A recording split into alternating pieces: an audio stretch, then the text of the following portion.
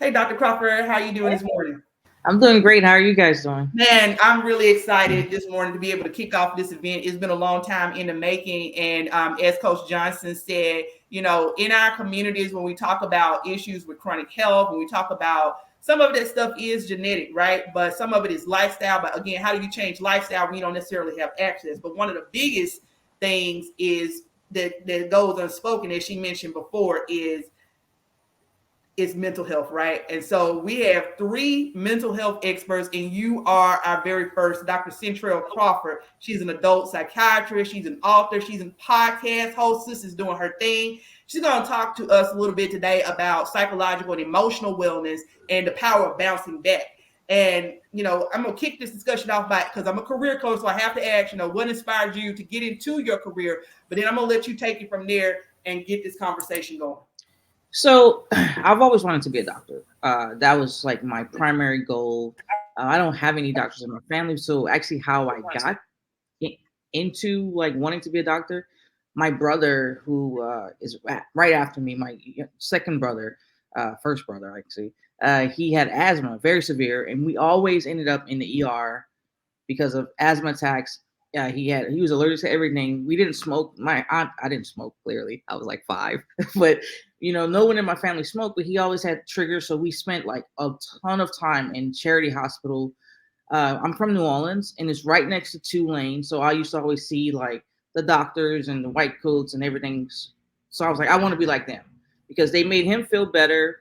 We got to go home in timely fashion. But I was like, oh, I could be like them. I didn't really know what that meant, but that's kind of the journey I had. I didn't want to be a psychiatrist because, like Angela said, Black people, I'm Black, believe that they're strong. All I need is King Jesus, and that's pretty much it. And I'm not going to trust you with your urban medicine. So I actually just wanted to be, a surgeon, actually, because that's what I was mostly exposed to. And actually, I started reading books by Ben Carson, Gifted Hands, and it's kind of how I was inspired to continue on to medicine.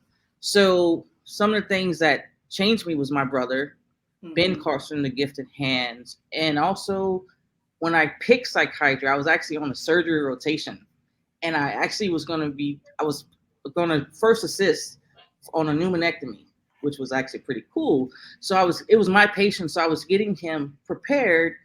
And so he wanted to be put to sleep prior to his surgery because he was scared of the lights.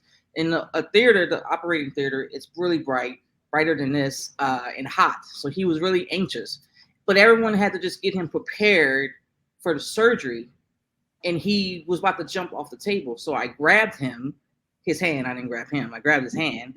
And so I started talking to him about some of the things I had known from him, from like his history. His daughter was graduating soon. What's your first thing you're going to eat? I'm from New Orleans. I went to school in New Orleans. Like, what's the first thing you're going to eat when you get out the hospital? Because you're going to get no diet after the surgery. You ain't going to eat nothing. What's the first thing you're going to eat? So we started talking about that. And I was like, I thought, oh, maybe this is better, right? Mm-hmm. Helping someone get through their anxiety. And I was like in my head, like, what is that? But then I went into the psychiatry rotation, and I was afraid of them. Like, I was afraid of the people talking to themselves on the wall. They'll do a lot of different things. Mental health can be very significantly impactful to a person, and they can have some strange behavior. So I was afraid. But once I got used to it, once I started taking care of the patients, I started having sympathy and empathy and wanted to help them throughout my lifetime. So that's why I picked psychiatry.